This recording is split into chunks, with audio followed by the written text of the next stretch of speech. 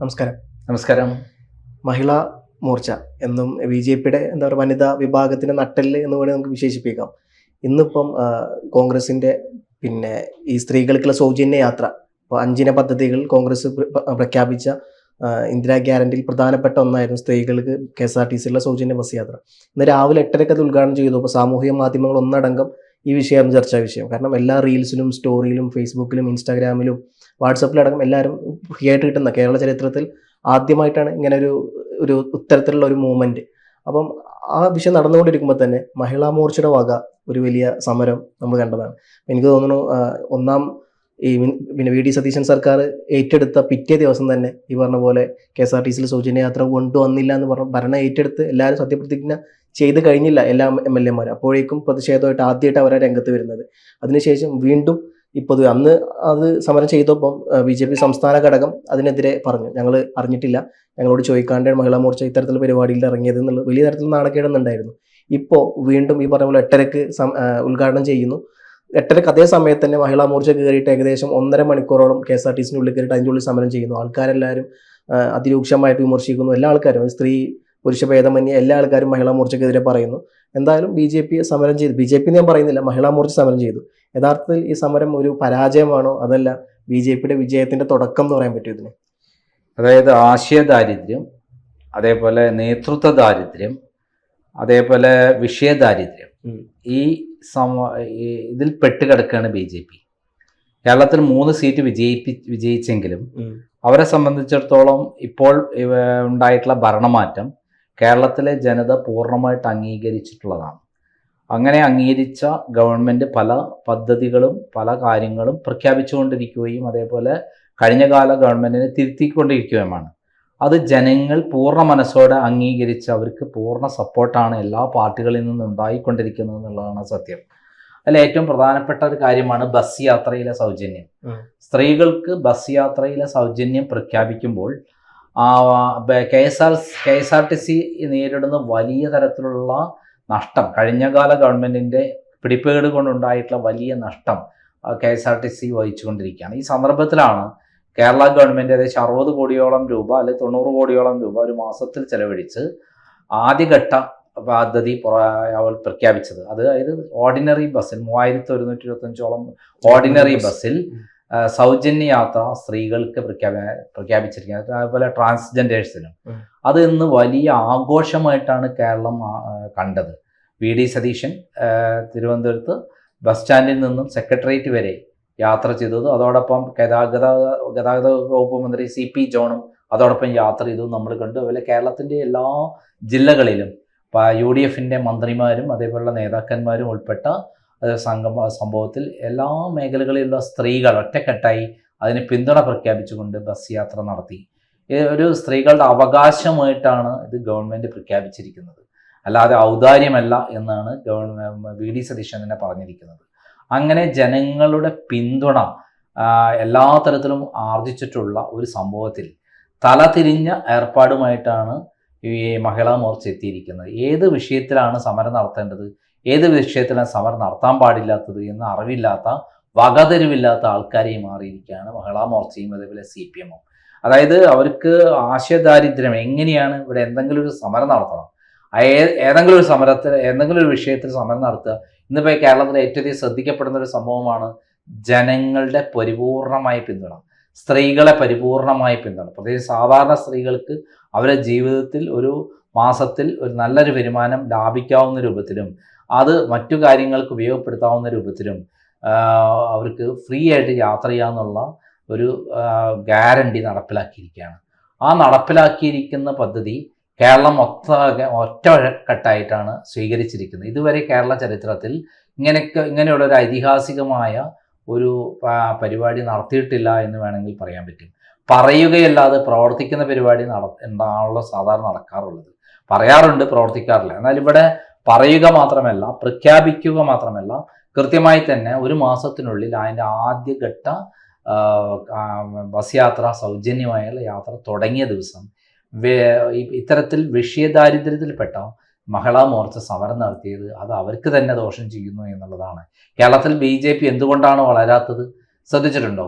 കഴിഞ്ഞ തവണ ഒരു MP സമ്മാനിച്ച ജില്ലയാണ് തൃശ്ശൂർ. അതിനുശേഷം നടന്ന നിയമസഭാ തെരഞ്ഞെടുപ്പിൽ, തദ്ദേശ സ്വയംഭരണ തെരഞ്ഞെടുപ്പിൽ തൃശ്ശൂർ ജില്ലയിൽ നിന്ന് ഏതെങ്കിലും ഒരു പ്രധാനപ്പെട്ട ഒരു സീറ്റ് കിട്ടാൻ അവർക്ക് കഴിഞ്ഞു, MLA സ്ഥാനം ജയിപ്പിക്കാൻ കഴിഞ്ഞു. മാത്രമല്ല ഏകദേശം 2 ലക്ഷത്തോളം വോട്ടാണ് തൃശ്ശൂർ ജില്ലയിൽ മാത്രം കുറഞ്ഞു പോയത്. തിരുവനന്തപുരം ജില്ല അവർ എല്ലാ തരത്തിലും കോൺസെൻട്രേറ്റ് ചെയ്തിട്ടുണ്ട്, വ്യാപകമായ പ്രചരണം നടത്തിയിട്ടുണ്ട്. ഒരു കോർപ്പറേഷൻ അവർക്ക് സ്വന്തമായി ഭൂരിപക്ഷം ഇല്ലെങ്കിലും, അതായത് ഇടതുപക്ഷവും അതേപോലെ UDF കൂടി യോജിച്ചാൽ BJP ഔട്ടാണ്. അങ്ങനെയുള്ള ഒരു കോർപ്പറേഷൻ കിട്ടി. ആ കോർപ്പറേഷൻ ഭരണം കിട്ടിയ ശേഷം 3 MLA തിരുവനന്തപുരത്തു നിന്നും കൊല്ലത്തു നിന്നും കിട്ടി. ഈ ജില്ലകളിലാണ് ഏറ്റവും അധികം ബസ് യാത്ര സൗജന്യമായിട്ടുള്ളത്. കാരണം കൊല്ലത്തും തിരുവനന്തപുരത്താണ് ട്രാൻസ്പോർട്ട് ബസ് ഏറ്റവും കൂടുതലുള്ളത്. ഈ ട്രാൻസ്പോർട്ട് ബസ് ഓടുന്ന ഇത്തരം ഈ സ്ഥലങ്ങളിൽ ഈ പദ്ധതി നടപ്പിലാക്കി ഇങ്ങനെ വിജയിച്ചു കൊണ്ടിരിക്കുമ്പോൾ ഒരു വിഷയം എങ്ങനെ ഏറ്റെടുക്കണം, വിഷയത്തിൽ എങ്ങനെ പെരുമാറണം എന്നറിയാത്ത ഒരു സംഘടനയ്ക്ക് നേതൃത്വം പോലും ഇല്ലാത്ത രൂപത്തിൽ അധപ്പതിച്ചിരിക്കുന്ന മഹിളാ മോർച്ച നേരത്തെ പറഞ്ഞത് എന്താണ്, അവര് ഫസ്റ്റ് ഡേ തന്നെ ഇത് എന്താ പ്രഖ്യാപിക്കാത്തത്, എന്താ നടപ്പിലാക്കാത്തത് എന്നാണ് സത്യപ്രതിജ്ഞ ചെയ്ത ചടങ്ങിൽ ആ സമയത്ത് പറഞ്ഞത്. ഇപ്പം എന്താ നടപ്പിലാക്കി തുടങ്ങിയപ്പോൾ ആദ്യഘട്ടം പരിപാടി തുടങ്ങിയപ്പോൾ ഇപ്പോൾ അവർക്ക് അതിനെതിരെ സമരവുമായി എത്തിയിരിക്കുകയാണ്. അപ്പൊ ഇതിന്റെ ഉദ്ദേശം എന്താണ്? അവരുടെ ഉദ്ദേശം ജനങ്ങളോട് എന്തെങ്കിലും പറയണ്ടേ? അപ്പൊ അതിൽ ബസ്സിലുള്ള യാത്രക്കാർ, തടഞ്ഞു വെച്ച ബസ്സിലുള്ള യാത്രക്കാർ തന്നെ വളരെ ശക്തമായ ഭാഷയിലാണ് അവരോട് പ്രതികരിച്ചത്. ഇത് മൊത്തത്തിൽ കേരളത്തിലെ ജനത പ്രതികരിക്കുന്ന ഒരു കാര്യമാണ്. കേരളത്തിൽ ആദ്യമായിട്ടാണ് ഇത്തരത്തിൽ സൗജന്യ യാത്ര പറയുകയും പ്രഖ്യാപിക്കുകയും അത് നടപ്പിലാക്കുകയും ചെയ്തു എന്നുള്ളതാണ് ഏറ്റവും പ്രധാനപ്പെട്ട കാര്യം. അപ്പോൾ അങ്ങനെയുള്ള സന്ദർഭത്തിൽ വില കുറഞ്ഞ സമരവുമായി ചെന്നാൽ കേരളത്തിൽ BJP വളരില്ല. അടുത്ത തവണ തിരുവനന്തപുരത്തും കൊല്ലത്തും അടക്കം BJPക്ക് കിട്ടിയ സീറ്റ് പോലും കിട്ടാതിരിക്കാനുള്ള വില കുറഞ്ഞ സമരവുമായി ഇറങ്ങിക്കഴിഞ്ഞാൽ തീർച്ചയായും BJPയുടെ അടിത്തറ തന്നെ, ഇപ്പോഴുള്ള അടിത്തറ തന്നെ ഇളകും. നമുക്കറിയാം 14.5% വോട്ട് മാത്രമാണ് ഇത്തവണ BJPക്ക് കിട്ടിയിട്ടുള്ളത്. 19-20% വരെ കേരളത്തിൽ കിട്ടിയിരുന്നു. പക്ഷെ ഇപ്പൊ എവിടെ പോയി?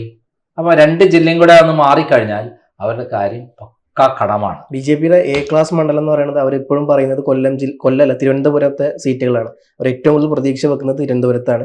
പിന്നെ ഒന്ന് കാസർഗോഡത്തെ മഞ്ചേശ്വരം പിന്നെ എന്തായാലും 35,000-ഓളം ഭൂരിപക്ഷത്തിന്റെ ഇക്കുറി തോറ്റു. അപ്പം അത് വിട്ടിട്ടുണ്ടാവും. പക്ഷെ സ്റ്റിൽ അവർ പ്രതീക്ഷ വെക്കുന്നത് തിരുവനന്തപുരത്താണ്. ഏറ്റവും കൂടുതൽ പറഞ്ഞ പോലെ ഓർഡിനറി ബസ് ഓടുന്നത് ഏകദേശം 200 ബസ്സുകൾ തിരുവനന്തപുരത്ത് മാത്രം ഓടുന്നുണ്ട്. അപ്പം അങ്ങനെ വരുമ്പോൾ സ്ത്രീകളെ ഒരു പരിധി വരെ സംതൃപ്തിപ്പെടുത്താൻ കോൺഗ്രസിന് പറ്റും എന്നുള്ള ഒരു ചാൻസ് അവിടെ ഉണ്ട്. മാത്രമല്ല അടുത്ത വോട്ടിൽ ഈ പറഞ്ഞ പോലെ ഈ വോട്ടുകൾ BJP കിട്ടിയ പല വോട്ടുകളും ഈ ഒരു ഇന്ദിരാ ഗ്യാരണ്ടിയിലൂടെ തിരിച്ചു പിടിക്കാൻ കോൺഗ്രസിന് പറ്റുന്നത്. കോൺഗ്രസിനൊരു രാഷ്ട്രീയ ആയുധം കൂടിയാക്കി ഇത് മാറ്റിയെടുക്കാൻ പറ്റില്ലേ?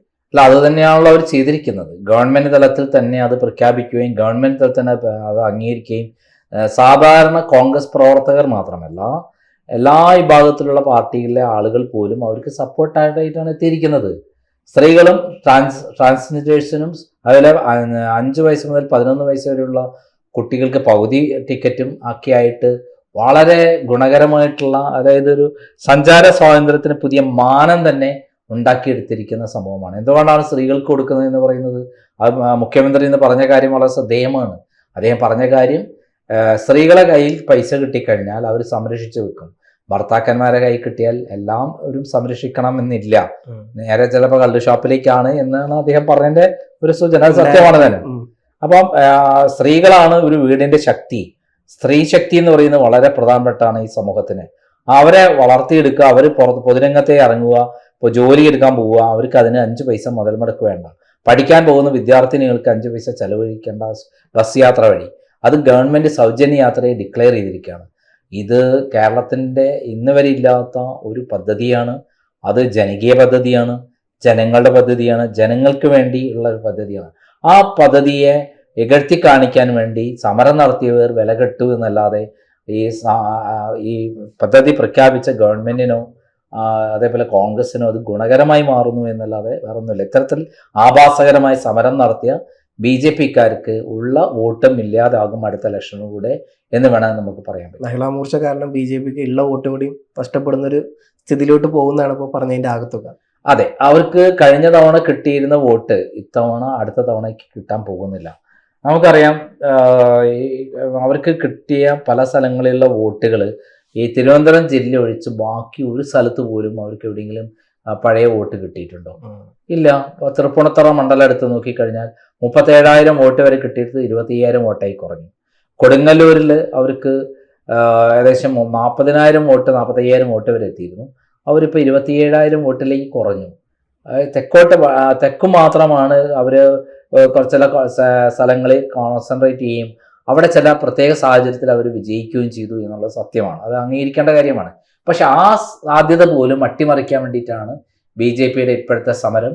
അത് നേതാക്കന്മാർക്ക് കൃത്യമായി അവർക്ക് മാർഗനിർദ്ദേശം കൊടുക്കാൻ പറ്റുന്നില്ല ഈ മഹിളാ മോർച്ചേനെയും അതേപോലെ അവരെ അനുബന്ധ സംഘടനകളെയെല്ലാം എന്ന് വേണം കരുതാൻ.